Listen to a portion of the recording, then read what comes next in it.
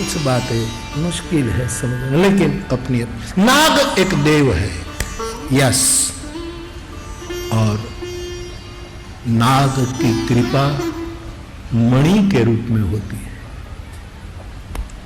मणि जो नाग के सिर पर रहता है, और नाग जो सर्प हो, इसमें भी कई जातियां हैं, शास्त्रों में सर्प है, नाग है, कई कई जातियां हैं, छोड़ो, नवकुल नाग कहते हैं, जो हो जो हो। ये तो वो हवन किया और सब नागों को आहूत कर दिया ने, तो इससे पृथ्वी थोड़ी खाली है। कुछ तो नागिनी सर्पिनी जो होती हैं, वो जो नागनी होती है वो सर्पिनी अपने बच्चे को खा ही जाती है ना, इसलिए भी कम, वरना तो पूरी पृथ्वी सर्पों से ही घिरी रहती है। अब तो बहुत नाग कम हो गए, देहातों में भी नाग दिखते नहीं दिखते, और जो है वो भी उसमें कोई जहर नहीं रहा है, क्योंकि हमने इससे लोन ले ली है कि उसको एक बहन सुबह में दूध का कटोरा लेकर केसर वाला दूध, बादाम, पिस्ता, ये सब डालकर बड़ी श्रद्धा के साथ सुबह सुबह अपने पति को जगाकर कहने लगी कि ये दूध पियो। 35 साल का घर संसार था साहेब, 35 साल कोई कम अवधि नहीं है, तपस्वी ही सहन कर सकता है, तो दूध पियो। उसने कहा कि आज क्या है, सतयुग आ गया फिर से? अरे छोड़ो मजाक, छोड़ो, आप हर वक्त मजाक ही करते, और दूध पी लो ना। बोले लेकिन है क्या आज, कौन सी तिथि है? बोले आज नाग पंचमी है, और मेरे लिए तो त्वमेव सर्वम मम देव देव, आप ही मेरा सब कुछ है, तुम ही मेरी बद्दू आवश्य।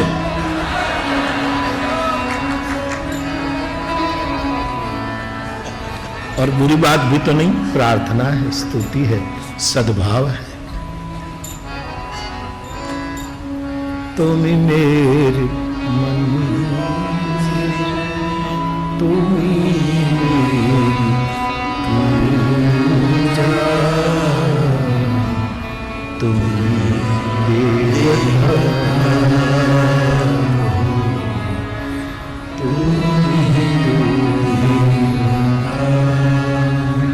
सुनिए बाप, नाग की कृपा मणि के रूप में होती है। मणि जो सर्प के मुख में जहर जहां रहता है, उसके ऊपर मणि रहता है। बिल्कुल ये सांप की फना है, यहां उस कहते हैं कि विष रहता है, और मणि सर्प के ऊपर रहता है। लेकिन ये मणि जो है वो नाग का जो विष है उसको ग्रहण नहीं करता, उल्टा जिसको किसी भी प्रकार का विष चढ़ा हो तो ये मणि को छुआने से उसका विष उतर जाता है। तुलसीदास जी एक चौपाई में ये राज खोलते हैं, विधि बस सुजन कुसंगति पर अफनी मणि सम निज गुण अनुसार। कभी कभी सज्जन व्यक्ति को विधिवश, प्रारब्धवश, नियतिवश कुसंग में रहना पड़ता है, लेकिन सज्जन होने के कारण फणी की मणि की तरह वो दुर्जनों के बीच में रहने के बाद भी दुर्जनों का विष छूता नहीं, उसको स्पर्श नहीं करता, उल्टा ऐसा सज्जन मणि जिसको छूता है उसका विष उतर जाता है। जिसको फणी मणि न्याय, फणी मणि सम निज गुण अनुसार है, गोस्वामी जी ने लिख दिया। मणि,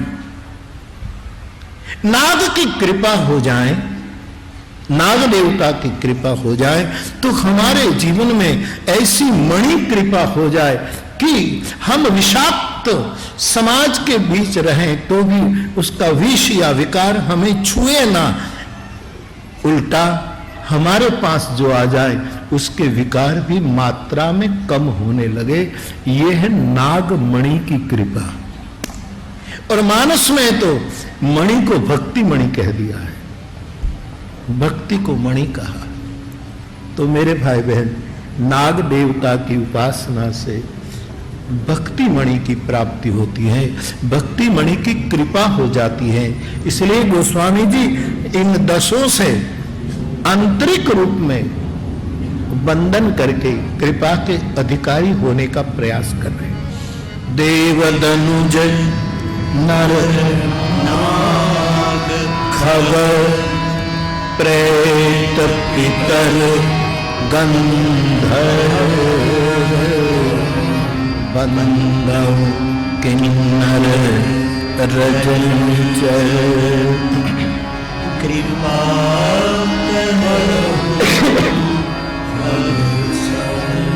तो देव धनुज नर नाग खग पक्षी, अद्भुत है ये देश। यस साहब, अद्भुत ये देश। विचारों की और वर्तन की इतनी ऊंचाई दुनिया में किसी ने नहीं सिद्ध की है। यहां पक्षी को भी संतों ने वंदन किया है। खग मानी पक्षी। ख का अर्थ होता है आकाश, ग का अर्थ होता है उसमें गमन करने वाला, जिसको खग कहते हैं, पक्षी। और पक्षी की वंदना यहां की गई। पक्षी से कौन सी कृपा चाहिए? हम पक्षी पूजक हैं। नारायण के संग हम गरुड़ की भी पूजा करते हैं। हम श्राद्ध पक्ष में कौवे की पूजा करते हैं। पूजा मीन्स उसको श्राद्ध समर्पित करते हैं, कौवे की पूजा करते हैं। भगवान श्री कृष्ण तो मयूर पंख को अपने सिर पर धारण करते हैं। विश्वामित्र जी वाल्मीकि जी को पक्षी की तुलना में ले जाते हैं। वंदे वाल्मीकि कोकिलम। वाल्मीकि आप वाल्मीकि नहीं, आप तो कोकिल हैं, ऐसा कहकर उसको कहते हैं। कागभूषुंडी पक्षी है, बुद्ध पुरुष है। पक्षी से कौन सी कृपा प्राप्त? मेरी समझ में इतना उतर रहा है, सो मैं शेयर कर रहा हूं। आपको मान लेने की जरूरत नहीं है। यदि आप तक बात पहुंचे और आपको ठीक लगे तो ठीक है, वरना कोई लेन देन तो नहीं है। सुनो, श्रोता लोग सुने वो भी बहुत है। इनमें से कुछ चुने तो बहुत अच्छी बात है, लेकिन चुन ना पाए तो सुने वो भी पर्याप्त है। और मौका मिला तो बीच में कह दो। मुझे प्रवीण कह रहा था, बापू आप एक बार बोल दीजिए कि कथा में जितने लोग आए वो भोजन करके जाए। एक किन्नर समाज की ओर से भंडारा चल रहा है, आप प्रसाद लीजिएगा, भोजन करिएगा, प्रसाद लीजिए। सुनो न सुनो, चुनो न चुनो, खाओ जरूर। क्योंकि हमारे उपनिषदकारों ने कहा अन्नम ब्रह्मेति व्यजात। अन्न ब्रह्म है। अन्न क्षेत्र को मैं अन्न क्षेत्र कम कहता हूं, ब्रह्म क्षेत्र कहता हूं। अन्न क्षेत्र तो आप प्रसाद लीजिएगा, भोजन करिएगा। थोड़ी ट्रेन देर से मिले कोई चिंता नहीं, लेकिन प्रसाद प्रसाद लेना। ये लोग अच्छा बना रहे हैं, सुंदर प्रसाद लेना। आमंत्रण दे रहे हैं ना, आमंत्रण मैं आप व्यासपीठ से दे रहा हूं। इतना भोजन करो कि तबीयत न बिगड़े। मैं कहना कुछ और जा रहा था, लेकिन फिर मैंने बदल दिया। इतना भोजन करो कि इन लोगों को बार बार रसोई बनानी पड़े। यार ये प्रसाद है, तो प्रसाद लेना। हम लोगों ने पक्षियों को वंदन किया है। और पक्षी की कृपा किस रूप में? मुझे तो एक ही रूप में पक्षी की कृपा समझ में आती है कि जिसको पंख है, नील गगन में इतना उड़ान भर सकते हैं, फिर भी उसको कोई अहंकार नहीं है। मेरे भाई बहन, किसी भी क्षेत्र में परमात्मा की कृपा से, सदगुरु की कृपा से, अपने पवित्र पुरुषार्थ से यदि परवाज लग जाए, पंख लग जाए, तो भी कभी अहंकार न करना, ये पक्षी हमको सिखा रहे हैं। इससे हम ये मत ले, इससे हम ये सीखें पक्षी की ओर से। और पक्षी का एक सद्गुण बहुत प्यारा है, पूरा दिन घूमता है, शाम को अपने आशियाने में लौट आता है, शाम हुई ही अपने घर में लौट आता है पक्षी। और आकाश में पक्षी अब तो दिखते हैं, कभी कभी लड़ते हैं, कभी एक कलयुग के पक्षी है, बाकी पक्षी समझते कि इतना आकाश है, हम क्यों एक दूसरे से स्पर्धा करें, टकराएं, क्यों लड़े। ये पक्षी हमें यही बोध देता है। तो खग की वंदना करके गोस्वामी जी इस कृपा की याचना चाह रहे हैं। देव दनुज नर नाग खग प्रेत, प्रेत भूत प्रेत पिशाच, ये सब हमने देखा नहीं है लेकिन शास्त्रों में लिखा है। तो प्रेत प्रेत होगा, भूत पिशाच निकट नहीं आवे, महावीर जब नाम सुनावे। भूत हमने देखा नहीं, आप में से किसी ने देखा हो तो खबर नहीं, मुझे बताना, और आपका कुछ चलता हो तो मुझे भी दर्शन करा देना भूत का। लेकिन भूत को मैं भूतकाल कहता हूं, जो अतीत में ही चिंता में डूबा है, अतीत ये उसको भूत लागू हुआ है, यही भूत है। और प्रेत है भविष्य का विजन, भविष्य का एक विजन। प्रेत की वंदना गोस्वामी जी इसीलिए कर रहे हैं कि मुझे रामचरितमानस की रचना करनी है, मुझे एक ऐसा, मेरे सामने एक विजन बता दो। प्रेत भविष्य का संकेत है प्रेत, बाकी शरीरधारी हो ना हो या खबर नहीं, पता नहीं। हाँ, बहुत घूमे हैं पूरी दुनिया में, लेकिन कई लोगों को भूत छूता है, ऐसा कहते हैं भूत, गुजराती में कहते भूत वळग्યું, लोगों ढूंढता है। एक बहन ने भूत नहीं पण माताजी वळगेला, एक बहन माताजी जो मेरे मायो भाई और ये सब बात करते हैं कि वो अवतार आता था, माताजी देवी आती थी उसको, तो पूरा गांव फिर प्रणाम करने के लिए आते थे, तो सब प्रणाम करे माताजी को क्योंकि माताजी आई है। लेकिन उसका पति क्या करे, तो पूरा गांव प्रणाम करने आए तो बेचारा क्या करे, तो वो व्यवस्था में जुड़ जाता था। चलो भाई लाइन में चलो, झुकना मत, चलो प्रणाम करके निकल जाओ, प्रणाम करके निकल जाओ। उसकी पत्नी ही वो कर रही। तो किसी ने कहा उस व्यवस्थापक उसके पति को कि आप प्रणाम नहीं करें माता जी। अब उसको क्या हुआ होगा वो मैं बयान नहीं कर सकता। जब सब प्रणाम कर गए तब उसके बेटे ने कहा कि पिताजी अब आप भी प्रणाम कर लो ना। बोले मैं तो पति हूं, मैं कैसे प्रणाम करूं। बोले पिताजी खानगी मां आप कई बार प्रणाम करते हैं, मैंने देखा है, और अब तो उसमें विशेष अवतार आया है, तो प्रणाम करने में क्या बुरा है, प्रणाम कर लो ना, फिर बिगड़े इससे बेहतर है कि प्रणाम कर लो। तो बोले सब लाइन पूरी हो गई, यहाँ कब कोई है नहीं कि नहीं, सब चले गए, कोई फोटो तो नहीं खींच रहा कि नहीं कोई नहीं है, सब निकल गए। लोग माता जी वो पति आया माता जी, तो उसकी पत्नी ने कहा मांग मांग मांग, तो उसके पति ने कहा तलाक दे दे मेरी मां। साहेब हनुमान जी का आश्रय करे, उसको भूत की चिंता दूर रहती है। भूतकाल सतत हमें परेशान करा, तो प्रेत का मेरा अर्थ यहां है एक भविष्य का विजन। प्रेत योनि की वंदना गोस्वामी जी करके अपने मंगल भविष्य के लिए जो उसको करना है उसके लिए मानो कृपा की याचना कर रहे हैं। देव दनुज नर नाग खग प्रेत पितर पितृ, अपने पितृ जो अपनी परंपरा पिता दादा परदादा दादा, पितृओं की वंदना करने से 3 प्रकार की कृपा उतरती है। एक तो आयुष, दूसरा यश, तीसरी तंदुरुस्ती। ये 3 प्रकार की कृपा पितृओं को हृदय से प्रणाम करने से। मैं मेरे युवान भाई बहनों को खास प्रार्थना करूं कि माँ बाप पितृओं को आदर देना। बाप माँ को तो आदर देना ही है, लेकिन हमारे उपनिषदों ने कहा है पितृदेवो भव। पितृओं को तुम खूब पढ़ो, खूब दुनिया में ऊंचे से ऊंचे पोस्ट पर आप जाओ, लेकिन अपने पितृओं का आदर करो। वृद्धाश्रम ये समाज की मांग है, इसलिए जरूर कि भाई बच्चे न रखे तो बेचारे बूढ़े कहाँ जाए, तो ठीक है। बाकी कोई सराहनीय वस्तु तो ये नहीं है मेरी दृष्टि में। पितृओं को आदर दो, आयुष्य बढ़ेगी। मुझे खबर नहीं आयुष्य बढ़े मानी जो है इससे बढ़ जाए, मेरा अर्थ है इतना ही, आयुष्य बढ़े मीन्स जो बाकी है आयुष्य उसमें जीने का आनंद बढ़ेगा, बस इतना। मुझे खबर नहीं कि आयुष्य बढ़े, बढ़ती भी है लेकिन खबर नहीं, लेकिन बची हुई आयुष्य आनंद में गुजरेगी, समाज में यश मिलेगा।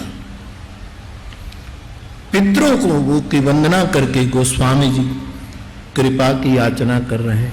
उसके बाद गोस्वामी जी गंधर्वों की वंदना करते हैं, गंधर्वों से कृपा प्राप्त करना चाहते हैं और गंधर्वों से बड़ी कृपा मिलती है। किसी न किसी शुभ विद्या का दान मिलता है, शुभ कला का दान मिलता है, शुभ विद्या प्राप्त होती है। गंधर्व बड़ा प्यारा शब्द है, अभी प्रभु ने भी कहा बड़ा प्यारा शब्द है, बड़ी प्यारी जाति है गंधर्व। तो इससे अच्छी कला प्राप्त होती है, अच्छी विद्या प्राप्त होती है। फिर गोस्वामी जी, मुझे तो जो बात मूल सब्जेक्ट जो है वो तो देव दनुज नर नाग खग प्रेत पितर गंधर्व बंदव किन्नर। किन्नर्स को प्रणाम करके तुलसी कहते हैं आप मुझ पर कृपा करो। किन्नर ने तुलसी से पूछा होगा कि आप मुझे प्रणाम करके कौन सी कृपा आप चाहते हैं, मेरे से आप क्या किस प्रकार की कृपा आप चाहते हैं। तो कहते हैं आप हमें गायन की कृपा करो, मुझे गाने का दान दो, गाने का वरदान दो, मैं गा सकूं, मैं गाऊं। सब बहुत बड़ी उपलब्धि है किन्नरों की गायन की, और उसको कोई वाद्य की भी जरूरत नहीं, अपनी केवल ताली के द्वारा एक सबसे बड़ा वाद्य अपने उसके पास है जो हम सबको उसने प्रदान किया, ये ताली। लोग आलोचना के रूप में, अपमान के रूप में बात करते हैं, ये इस कथा के बाद से बंद हो जानी चाहिए, खबरदार। यदि मुरारी बापू को यदि कथा के बदले में कोई दक्षिणा, मुझे कोई दक्षिणा नहीं चाहिए, मुझ पर इन भगवानों का आशीर्वाद है, मैं किसी से कोई कुछ लेता नहीं, पोथी लेकर आता हूं, पोथी लेकर चला जाता हूं, पूरी दुनिया जानती। लेकिन कथा के बाद यदि आपको कुछ देना है तो इस समाज का अपमान न हो, इसका तिरस्कार न हो, ऐसी गलत ताली बजा करके उसका उपहास न हो, इसका समाज शपथ ले। ये शुकनवंता समाज है जिसका तुम्हारे रास्ते में मिल जाए, ठीक है तुम कुछ दे दो, और वो तुम्हारे से मांगते हैं, वो भी शायद मुझे लगता है ठीक है, देश काल बदला है, कुछ न कुछ सब बदलता रहता है, बाकी वो मांगते हैं सामने से इसलिए कि तुम दे। मैं जब कहते हैं हमारे बाबा साधु जो लोग होते हैं वो घर घर लोट मांगने क्यों जाते हैं, आटा मांगने क्यों जाते हैं। यहां चोर लुटेरा का भी प्रारब्ध होता है, तो बाबा साधु का अपना कोई प्रारब्ध नहीं होता, तो इस समाज का कोई प्रारब्ध नहीं है। इस सबसे बड़ा सगुन है, याद रखे मेरा समाज। जैसे गाय सामने आए तो आप खुश हो जाते हैं, कोई कुंवारी कन्या सामने आए तो आप खुश हो जाते हैं, दही सामने आए तो आप खुश हो जाते हैं। तुलसीदास जी ने कई सगुन की श्रृंखला मानस में लिखी है। हाथ में ग्रंथ लेकर, शास्त्र लेकर कोई ब्राह्मण देवता आए तो हम सगुन मानते हैं। आज से निर्णय करना कि कोई किन्नर मिल जाए, सगुन मानना। फायदा क्या होगा मुझे खबर नहीं, लेकिन शायद नुकसान नहीं होगा। फायदा का मैं वादा नहीं कर सकता, क्योंकि आप तो फायदा कुछ का कुछ चाहने निकले, क्या किसी को शीशे में उतारने के लिए निकले हो, तो वो फायदा हो न हो मुझे खबर नहीं, नुकसान नहीं होगा साहब। ये सगुन है, जीता जागता सगुन है, उसके पास अपनी करताली एक बहुत बड़ा वाद्य है और इसके द्वारा उसने गायन किया। इसलिए कल वाला कीर्तन एक बार फिर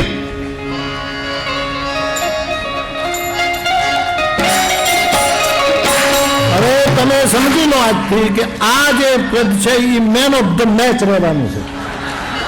આ કથામાં આ લીટી મેન ઓફ ધ मैच છે क्योंकि इसमें ताली है।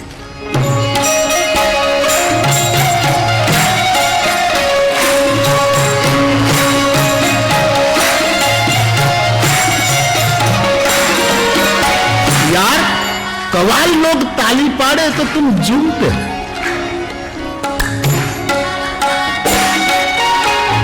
मेरा किन्नर समान ताली लगाए तो राम को याद आना चाहिए, राम का स्मरण होना चाहिए।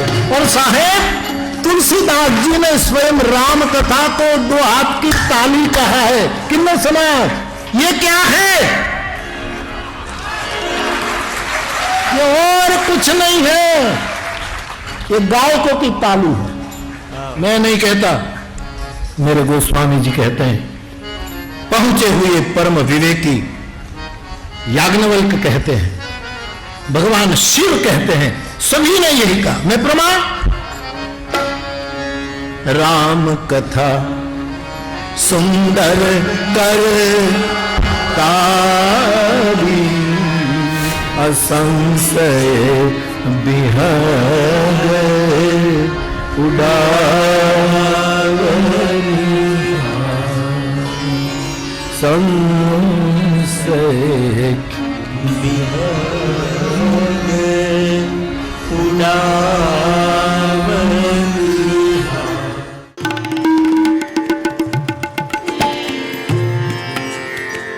नमस्कार, मैं हूं मानक गुप्ता। अगर आपको हमारा ये वीडियो पसंद आया हो तो इसे लाइक और शेयर जरूर करें और हाँ, हमें सब्सक्राइब और फॉलो करना ना भूलें ताकि आप देश और दुनिया की कोई खबर मिस ना करें। तो जुड़े रहिए हमारे साथ और देखते रहिए न्यूज़ 24।